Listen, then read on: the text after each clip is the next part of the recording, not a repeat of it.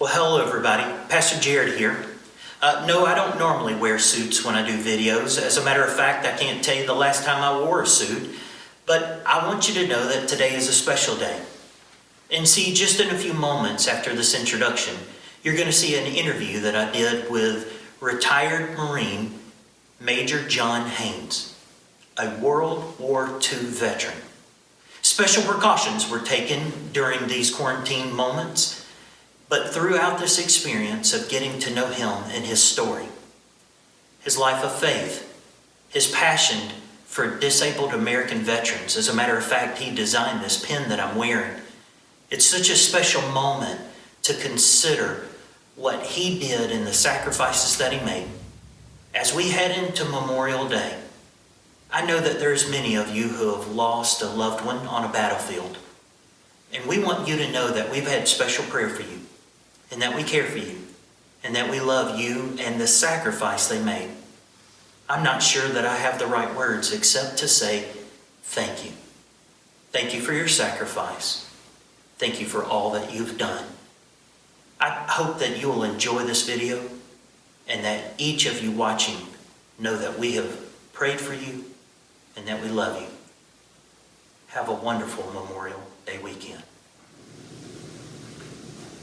Well, hello everybody. We're so delighted that you decided to view this and excited to show you and introduce you to somebody who's really a personal hero of mine. Although when you ask him, he may not feel like a hero to many. But sitting to my right is Major John Haynes, a World War II veteran. Let me say that again. A World War II veteran. He's going to share his story with us. And in meeting him and spending time with him over this last year has been such an encouragement and a blessing to me. Talking about his stories, I'm excited to share with you right now. He's going to share part of his testimony, part of his life, and really a ministry that he does in taking care of disabled veterans and those who have suffered the loss of loved ones. And so, Major, I'm so excited you're here. I did try to join the Marine Corps, and I guess fortunately or unfortunately, the recruiting office was at the post office. The recruiting sergeant picked up the phone and called my school and checked on me, and so he sent me away. But he did tell me to come back at a later date when I grew a little taller and added a little more weight. So at the age of 15, I was up to about 5'6", and I weighed 140 pounds. So I thought, now's the time. So I left my home and went to Jacksonville, Florida. I went to the draft board, told them that I was there to register. Well, everyone registers on your 18th birthday. So I filled out the paperwork, and that became my 18th birthday instead of my 15th. So I filled out the paperwork, that now being my 18th birthday, and as I started to leave, the lady behind the desk asked me if I would agree to immediate induction into the Army. I said I would. She said, come back tomorrow. We'll have all of your papers ready. We'll have your 1A card and your orders to report for induction. The next morning I came back, eagerly awaiting those orders. The lady gave me my 1A card and gave me my orders to report the following day for induction. I immediately, upon leaving the office of the draft board, headed to the Marine recruiter and told him that I was getting drafted into the Army, but I wanted to be a Marine. I'll never forget this tall, slender Marine captain with flaming red hair. He said, good. Said, we've just beat the Army to the draw. The next morning, I was on a train on the way to Parris Island, South Carolina. And I think one of the most enjoyable moments of that first day was that they fed us, and the meal was stuffed green peppers. I thought I died and gone to heaven. But to make a long story short, I went through boot camp while it was rather rugged and tough. There were 74 of us in my platoon, and I could do anything that any other person could do. And I think probably most of them I could do it better. I did it so well that upon finishing boot camp, I graduated number 1 in my platoon. And I had orders to go to Banana River Naval Air Station at first. I was going to become an aerial gunner, and those orders got canceled, and instead they pulled 5,000 of us out of boot camp and put us aboard a troop transport down through Panama Canal out into the Pacific. So there went my flight school, and there went my 10-day leave. Needless to say, my mom, when she learned that I wasn't coming home on the 10-day leave, she was very upset. It took about 30 days to get a letter, but anyway, when I arrived overseas, there was a letter for me from my mom, and she said that she was going to write to the Marine Corps and tell them that I was underage and I needed to be sent home. I hurriedly wrote her a letter back and told her that if she caused me to be discharged out of the Marine Corps, that I would never come home. That I had signed a 4-year contract and I was going to live up to my contract. And I also told her, I says, Mom, you always taught us kids to live up to our word. And my word that I gave to the Marine Corps was 4 years. And I'm going to finish my 4 years at least. How about that? So she wrote back and she said, okay. That was the last of that subject. But anyway, the war got over, and with the dropping of the atomic bomb twice on Japan, I was a member of the 1st Marine Division, and of course all 6 of our divisions were slated to go to Japan for the invasion. And of course that never happened, but instead my division was sent to North China, where they had 350,000 Japanese troops that needed to be disarmed and removed from China.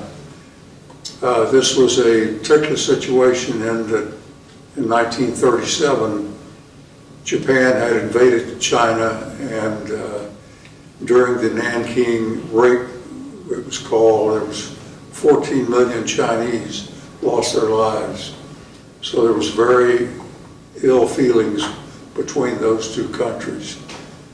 And we had to prevent that slaughter from reoccurring. But anyway, I spent 2 years in China, in the Chinese Civil War. And after that, I came back to the States and I was assigned to Quantico, Virginia, to the Marine Corps base there. I participated in the presidential inauguration parade in Washington, D.C. at Marine Barracks 8th and I. It was a ceremonial group. And we were providing parades and honors and details for ambassadors and legislators, the president. We were constantly dressed up in our dress blues, performing parades or funeral details, but it was great duty. But then the Korean War came along, and I received orders to Korea and immediately went to California to train and to proceed to Korea. Korea was a very, very tough war. Oftentimes it's referred to as the Forgotten War, but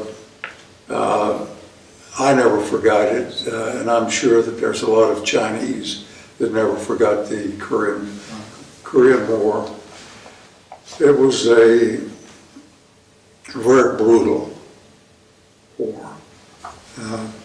I can remember in one location on the Western Front there, against the 1st Marine Division, the Chinese had 13,000 artillery pieces that were located in caves and various positions of concealment.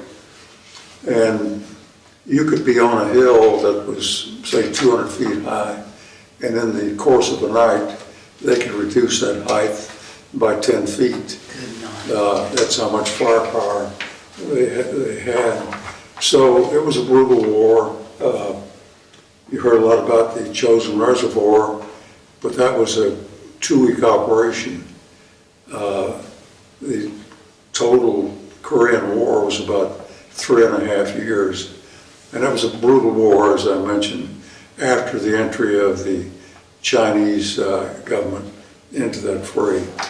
But after coming back to the States is when we were involved in burying all the troops from the war in Korea that had lost their lives.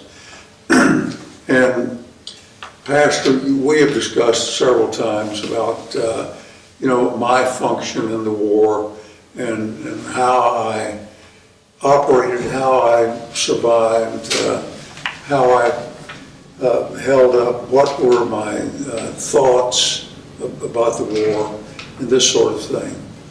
I think that my feeling about the war was probably much different than a lot of our troops. Probably as a result of my upbringing. And as I have mentioned to you, my mother was a very religious person. During my time as a young kid, I always felt that I was either in school or I was in church, one of the two, or I was working. Not much time for fun.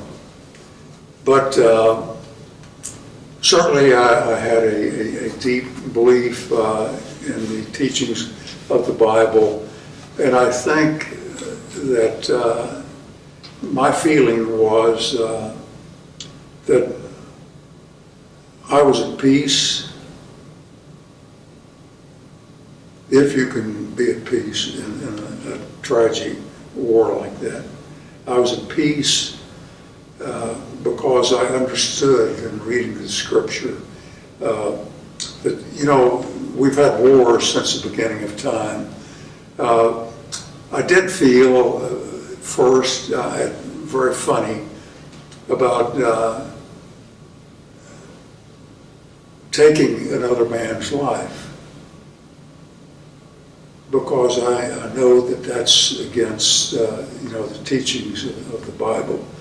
But then I realized that there's been tragedies and wars from the beginning of time. And I think, well, I hope anyway, that the good Lord has seen to give us special benefit when we were fighting for our country. It was not a malicious act in my mind. So I felt very comforted, I think, in combat. I really didn't worry. At least I had the satisfaction of knowing that I was ready. And I think that a lot of the troops didn't have that same sense of security that I had. Now, when you say you're ready, Well, I You meant that mean I that- was ready to meet my Maker. that's right. And if something happened to me, I didn't have the worry about that I was going to hell. In my mind, I felt that I was right with the good Lord. That's right. So And- one of the things that made our relationship so special is when you and I talk about Jesus Christ and what He did for us.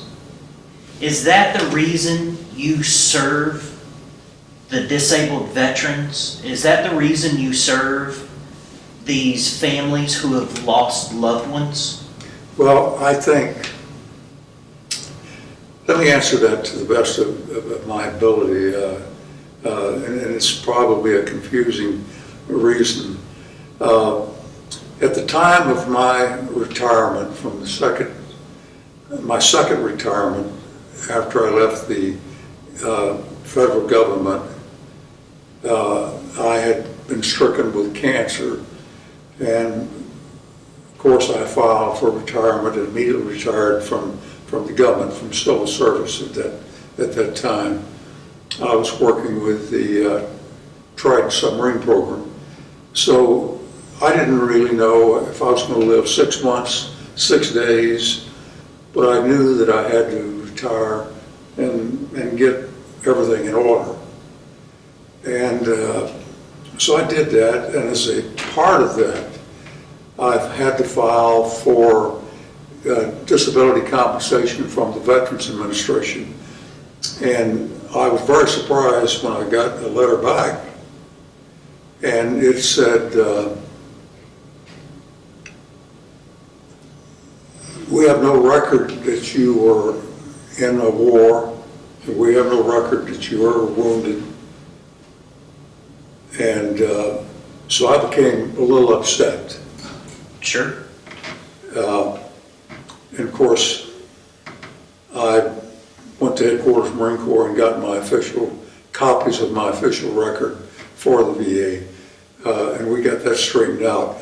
But my feeling was, if this could happen to me, being a retired officer and participating in World War II, the Chinese Civil War, Korean War, the Vietnam War, what about our average troop that didn't have the education, the formal education that I had? How were they going to handle this? So I immediately jumped into Title 38. I wanted to know the law, what governed veterans' benefits. So for the past 25 years, I've lived with Title 38 as one of my close companions, and I've devoted my life to building a better life for my fellow veterans and their families.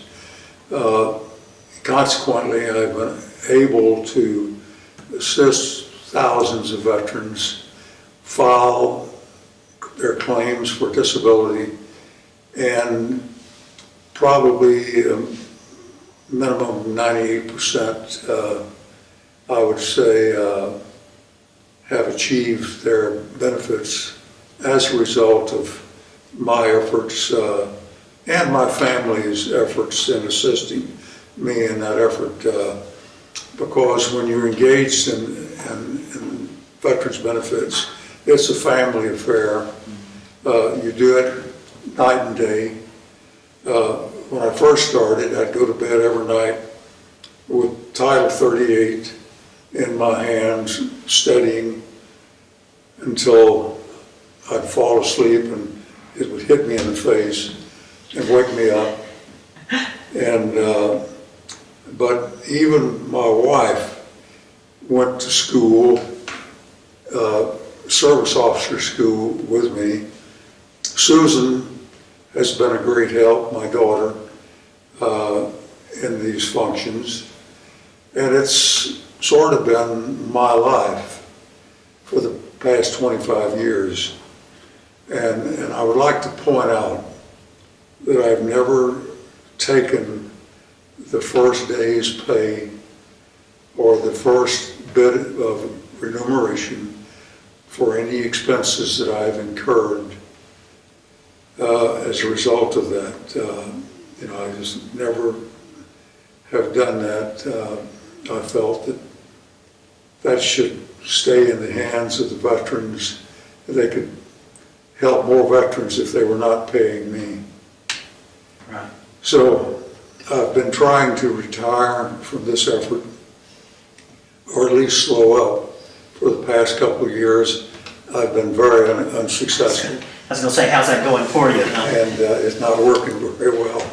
But I've been honored to serve in that capacity as a veterans advocate. There's nothing more satisfying than to bend down and lift up a veteran,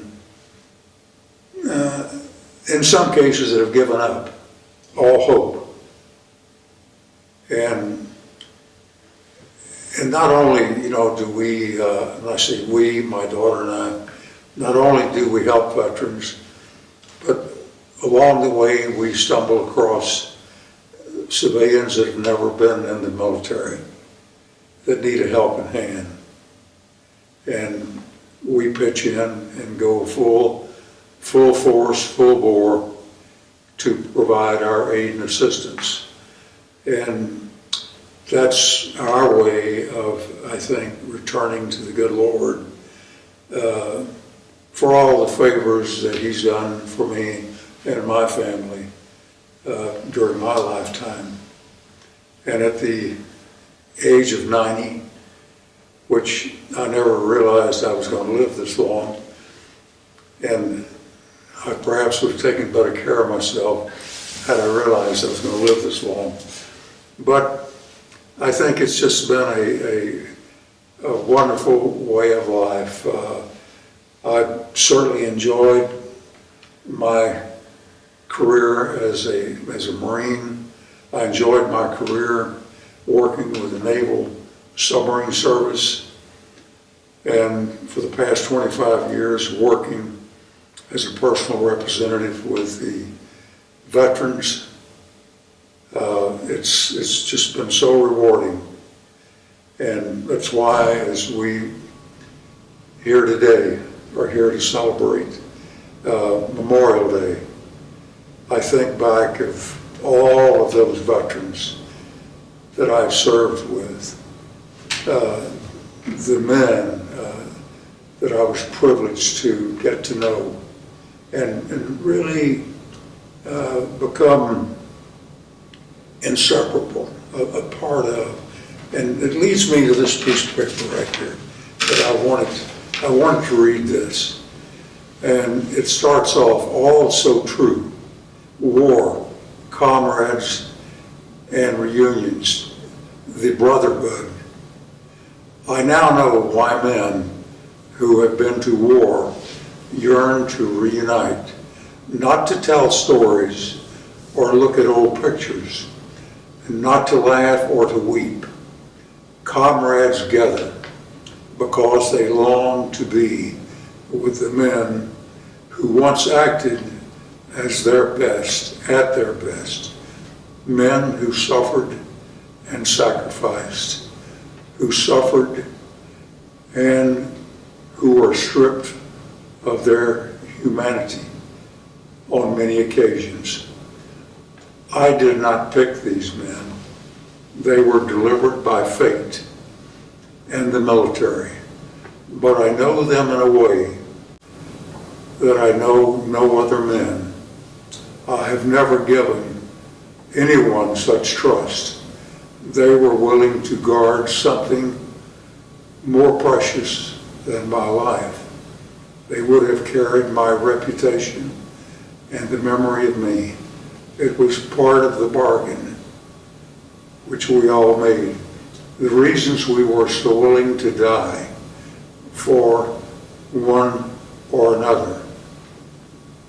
As long as I have a memory, I will think of them all every day. I am sure that when I leave this world, my last thoughts will be of my family and my comrades. Such good men. And really this is a very important part that we should think about it as we honor all of these men and women on this Memorial Day. That this is a brotherhood of men and women who have been brought together. They think of each other as a team or as a family. And the worst thing that you could do is to ever let down your buddy or a member of your team or your unit.